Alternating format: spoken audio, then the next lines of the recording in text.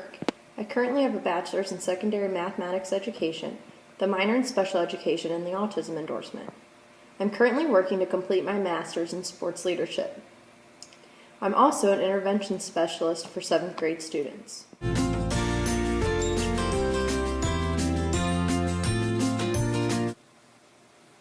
In today's society, it is becoming more evident that a driving force in the work environment, and in particular the school environment, is motivation.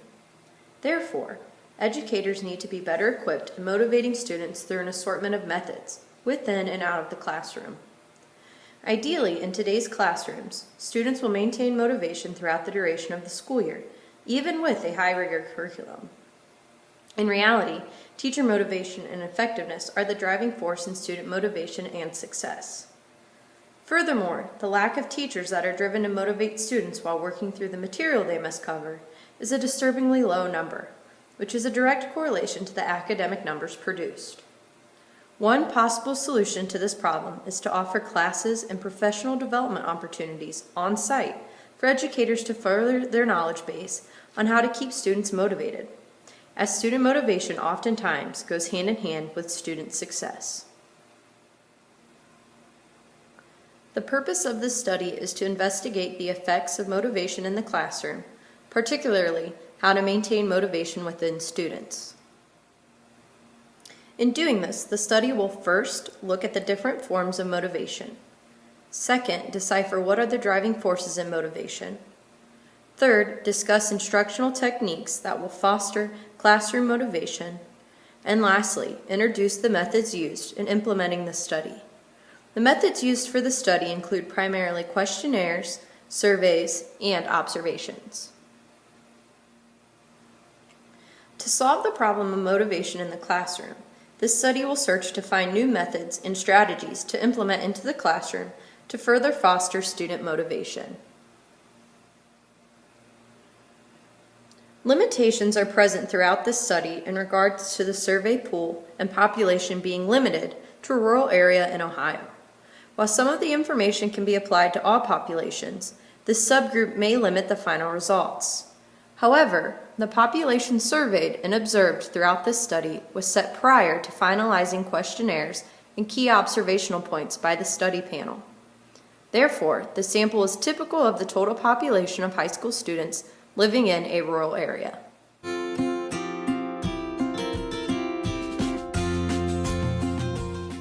Throughout the literature review aspect of this project, the reader will find information in regards to both intrinsic and extrinsic motivation. According to Broussard and Garrison, motivation is the element that moves us to either complete a given task or to not complete a given task. It essentially refers to underlying reasons to human behavior. Therefore, educators must fully understand how to motivate their students within the classroom in order to achieve the highest level of performance.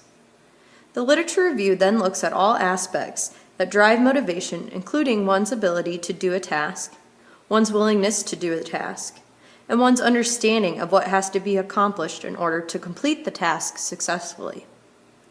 Lastly, the literature review will investigate strategies for the classroom that will foster motivation, provide students with supports, and give educators a format for assessing student motivation on a daily basis. Traditionally, educators had the belief that intrinsic motivation should be a driving force within the classroom. Today, however, through the works of many researchers, it has been proven that this old conviction is no longer true. The new emphasis on motivation in the classroom has shifted towards educators being able to foster motivation for each student. Through the use of questionnaires, surveys, and observations throughout the methodology portion of this study, results have shown that a motivated educator that focuses on strategies to foster and assess motivation will continue to produce motivated students. The methodology section will also provide further information on the implementation of assessing student and teacher motivation and information in regards to the population that was the study's focus group. Let's now take a look into the literature review portion of this project. In today's society, it is becoming more evident that a driving force in the work environment, and in particular the school environment, is motivation. Therefore, educators need to be better equipped in motivating students through an assortment of methods, within and out of the classroom. Motivation can be used in a variety of ways, including both intrinsically and extrinsically. The main purpose of this literature review is first, to look at the different forms of motivation, second, decipher what are the driving forces in motivation, and lastly, discuss instructional techniques that will foster classroom motivation.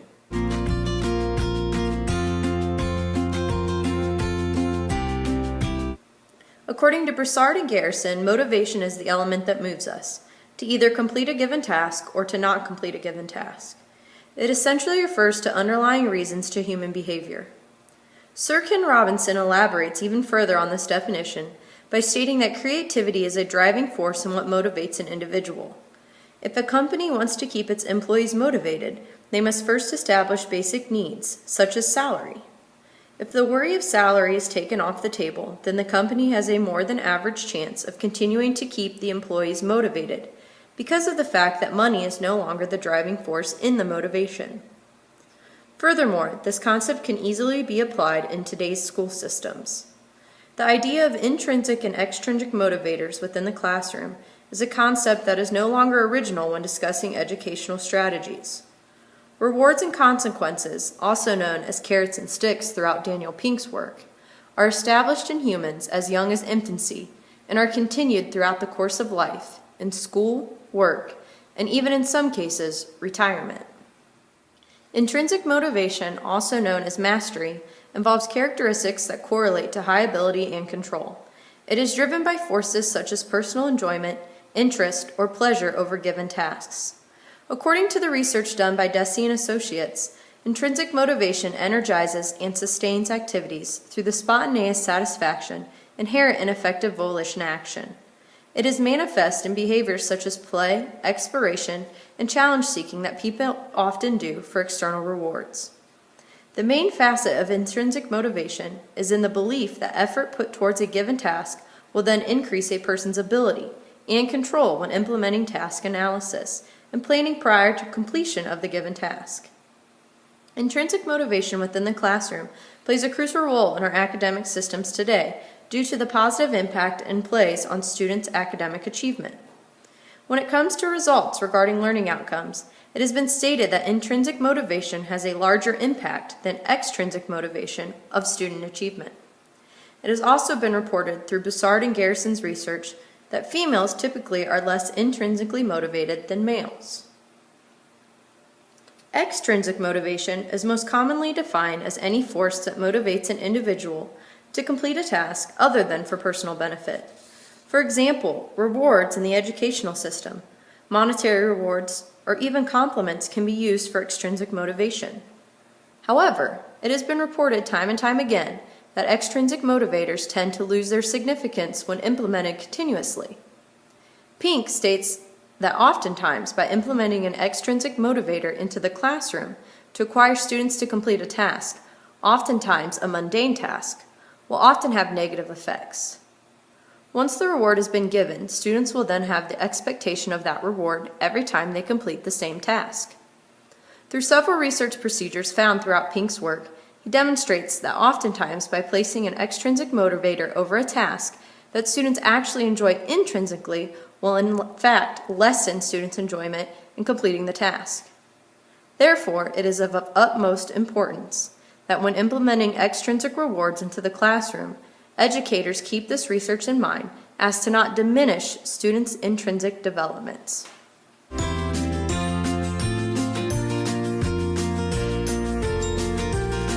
Based on research from Broussard and Garrison, present-day motivation is organized by 3 questions. Can I do this task? Do I want to do this task?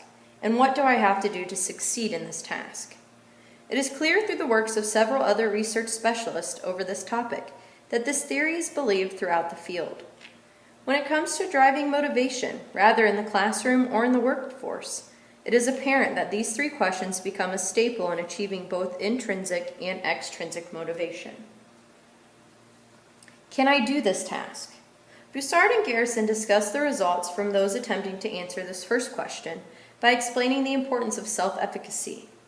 Isseals and Wingfield define the concept of self-efficacy as an individual's ability to organize and execute a given course of action to solve a problem or accomplish a task.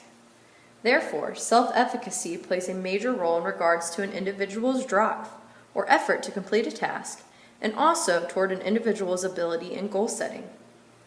Seals and Wingfield go further on the concept by discussing their belief over locus of control. According to this journal article, locus of control allows an individual to elaborate on what tasks he or she has the ability to be successful in, and also those that he or she perceives as tasks in which they will fail. Therefore, both self-efficacy and locus of control determine the level of motivation that individual may have in completing a task. Do I want to do this task, and why? When it comes to motivating oneself or others, it is important to ask the question, do I want to complete this task, and why? Mainly, the concept of values and incentives are referred to as the driving force and the reasons and why a person partakes in a particular activity. Furthermore, according to Seals and Wingfield, when evaluating the value of a given task or activity, it is important to evaluate the following 4 components. Attainment value, the personal value of doing well. Intrinsic value, personal interest or enjoyment in performing the task. Utility value, the end task facilitates current or future goals. And cost, the negative effects of engaging in a given task. Once an individual has fully evaluated these aspects, typically an interest can be formed. Interests contain both cognitive and affective components and are oftentimes content-specific. Interests can be further broken down into 2 main categories: individual or personal, and situational. Individual interest deals with the aspects in respect to a particular subject or topic and may lead to more learning enjoyment. Students pay closer attention and even added focus over the topic. Situational interests, on the other hand, are typically immediate, depending on the task and the environment. Once one of these interests are formed, the individual now has the motivation to make the determination of what he or she needs to do to be successful in completing the task. And lastly, what do I have to do to succeed in this task? The first step in deciding how to succeed in a task is for the individual to set a goal on what completing the task actually quantifies as. Due to the fact that an individual's goals reflect the reasoning why he or she is engaging in the task in the first place, they are more likely to then complete the task and reach the goal. Traditionally, it has been reported that self-regulated learners are more likely to achieve goals they set for themselves, due to the fact that they are more apt to monitor their own progress while also evaluating their own performance. Therefore, educators should strive to create a classroom environment in which the self-regulated learner has the ability to grow, and for those who have not reached this level, to attempt to become self-regulated learners themselves.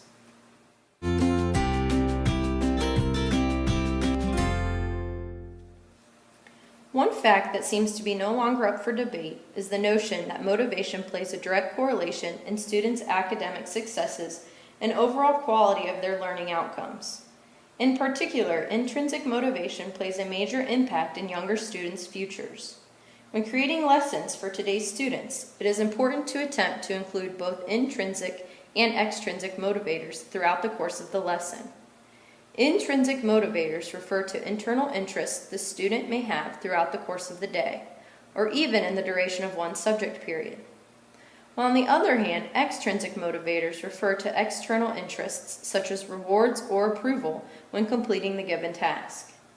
According to Daniel Pink, one of the sure ways to foster motivation within the classroom, or within any setting for that matter, is to encompass the theory of autonomy, mastery, and purpose. By creating a foundation of this theory with autonomy, it allows students to begin to have self-motivation with a full sense of volition and choice, which is essentially the foundation needed in developing intrinsic motivation. Mastery is simply defined as the desire to get better and better at any given task. Finally, purpose, according to Pink, is based from goals, words, and policies. Goals allow an individual to pursue the purpose by establishing clear steps to reach the end. Words, then, are what hold the individual accountable to meeting those set goals because it forces the individual to institute that the goal will be attained. While finally, policies fall in between goals and words and lay the foundation for establishing purpose. By implementing this three-step theory into the classroom, students become more in charge of their own academic achievement. Students are setting individual goals and then holding themselves accountable to reach those goals, much similar to what they will then do in the workforce or other paths later in their futures. When first looking at what strategies to implement into the classroom, educators first need to decide what is and is not working in the classroom. For instance, it is crucial to know that intrinsic motivation within students leads to overall higher achievement scores, especially in regards to reading and math.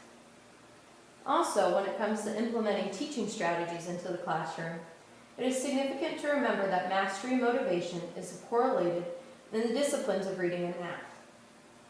On the other hand, judgment motivation has no correlation in the disciplines of reading and math. Due to the obvious beneficial results from using intrinsic motivators in the classroom, educators must avoid strategies that may inhibit the development of intrinsic motivation within students, particularly those of younger age. Another strategy that may have incorporated into the classroom is the use of positive and negative reinforcers, much like that of positive and negative consequences. Teachers are able to give good grades and praise when it comes to positive learning outcomes or behaviors in the hopes of continuation of such outcomes and behaviors. It is also important to remember to complement superior behavior that is not usually rewarded with an extrinsic motivator. As negative reinforcers, teachers may deal out punishments to students, or students may receive a poor grade on an assignment in hopes of decreasing such behaviors.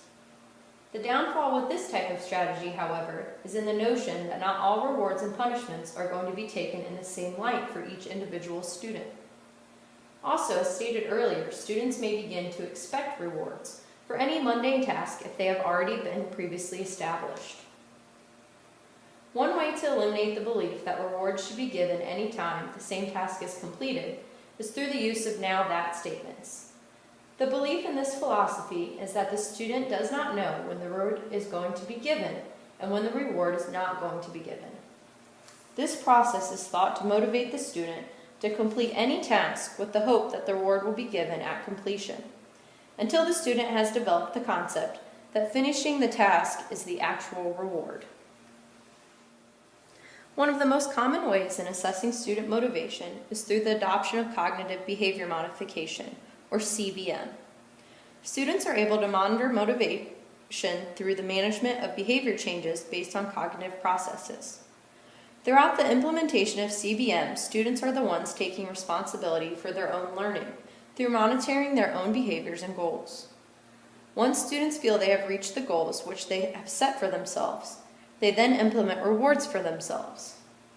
However, one major downfall of this system is that it may lead to students cheating in one of two ways: by either setting lower limits for themselves so success is always guaranteed, or through giving rewards to themselves even if those rewards are not yet deserved.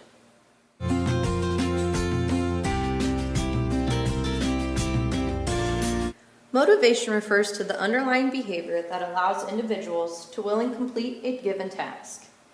Intrinsic motivation is determined through personal interests, enjoyment, or pleasure. Extrinsic motivation, on the other hand, is motivation that is reinforced from other individuals, giving rewards on the completion of typically unwanted tasks. Traditionally, educators had the belief that extrinsic motivation should be a driving force within the classroom. Today, however, through the works of many researchers, it has been proven that this old conviction is no longer true. The new emphasis on motivation in the classroom has shifted towards educators being able to foster motivation for each student. Educators now have the job of instilling the value of self-efficacy within their students to better develop each student's intrinsic motivation. Strategies such as goal setting and finding students' interests allow for this process to become less problematic. Finally, educators must find a process that allows for them to adequately assess the growth of motivation within their students. In particular, they should find ways to see if students are developing intrinsic motivation that will be beneficial later in life. Let's now take a look at the methodology portion of this project. Throughout the methodology portion, the reader will find information in regards to my methods in carrying out the procedures to answer my problem statement. Ideally, in today's classrooms, students will maintain motivation throughout the duration of the school year, even with a high regular curriculum. In reality, teacher motivation and effectiveness are the driving force in student motivation and success with a high regular curriculum. Furthermore, the lack of teachers that are driven to motivate students while working through the material they must cover is a disturbingly low number, which is a direct correlation to the academic numbers being produced. One possible solution to this problem is to offer classes and professional development opportunities on site for educators to further their knowledge base on how to keep students motivated, as motivation oftentimes goes hand in hand with student success. The reader will find information in regards to the selection of participants for the study, in particular, who participated in the study, how the participants were selected for the study, and how many participated in the study. Next, the reader will learn about the validity and the instrumentation used throughout the study. Lastly, the reader will be able to locate information pertaining to the methods used for data collection, and then the description of analysis over that data.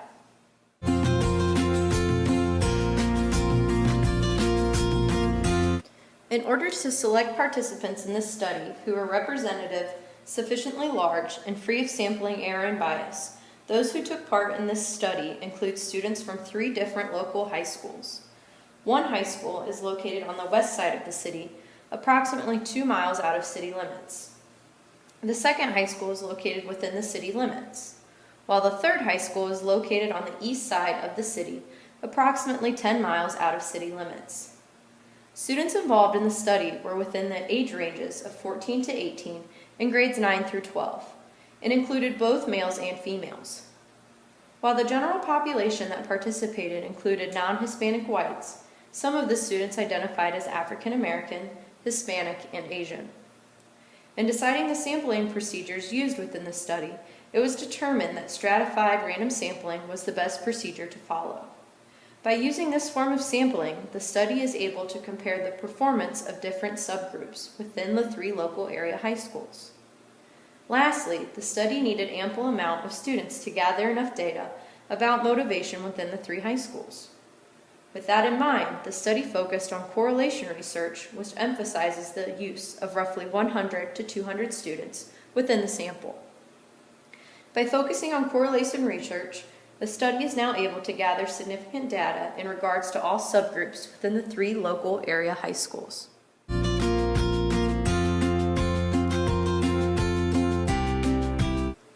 When deciding which instrumentation to use for the study, it is important to first note the validity and reliability of the instrumentation being used.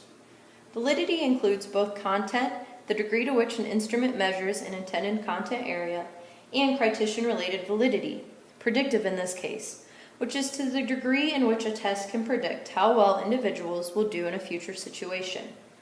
In this particular case, the study looked to predict the likelihood of similar answers from the 3 local area high schools.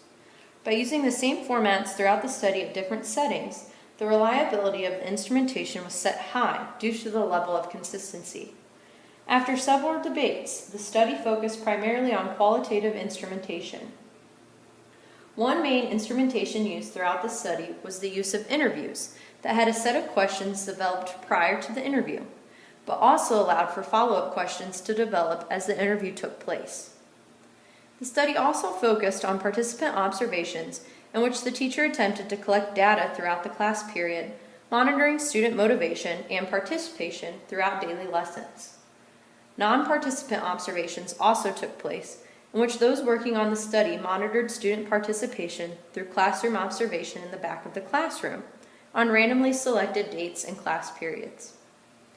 Lastly, archival data was used as instrumentation to track and monitor student progress prior to the study and after the study, with new strategies and techniques set in place.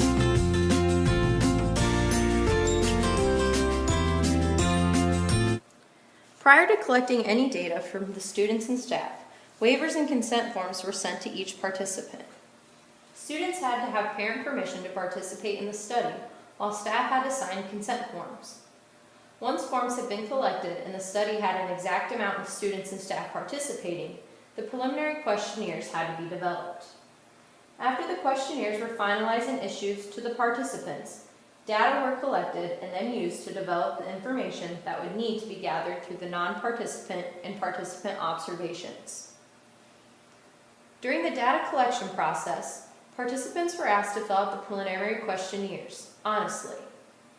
Next, participants were observed throughout their daily class schedules without interventions set into place. After the first series of observations, educators throughout the school district attended a professional development session in which research findings presented the educators with new strategies and techniques to use within the classroom to aid in fostering student motivation. Classes were then observed with the new strategies and techniques put into place. Lastly, students were given a final questionnaire in regards to their motivation with the new techniques and strategies. After all data collection had taken place, participants were debriefed about the results of the study. They were given access to charts which displayed student levels prior to and after the implementation of the new strategies and techniques. Staff members were also given further resources to aid in fostering classroom motivation throughout daily lessons. To finalize the study, participants were given a final survey that allowed them to give their inputs and thoughts on the study as a whole. Due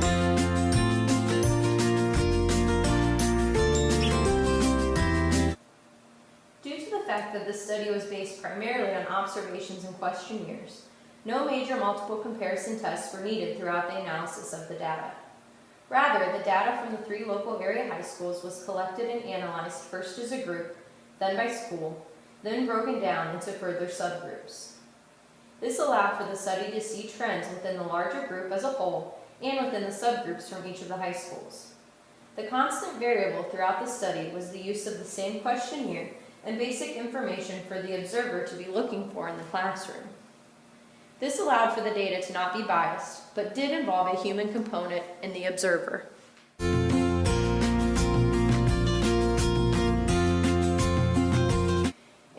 The study's main goal was to test the question over student motivation in the classroom. Through the use of qualitative instrumentation and a broad selection process of participants, the study was able to find the results for which it was searching. Furthermore, the use of participant and non-participant observations allowed for the study to gather results that had both validity and reliability. During the data collection aspect of the study, participants signed consent forms, answered questionnaires, went through observations, attended professional development, and answered surveys dealing with the study. To finish, participants were debriefed over the results of the study and given access to charts and other data displaying these results. In conclusion, it is important to keep in mind what does it truly mean to be motivated. It is also important to remember how can we use that knowledge to motivate our students in the classroom and to become better educators.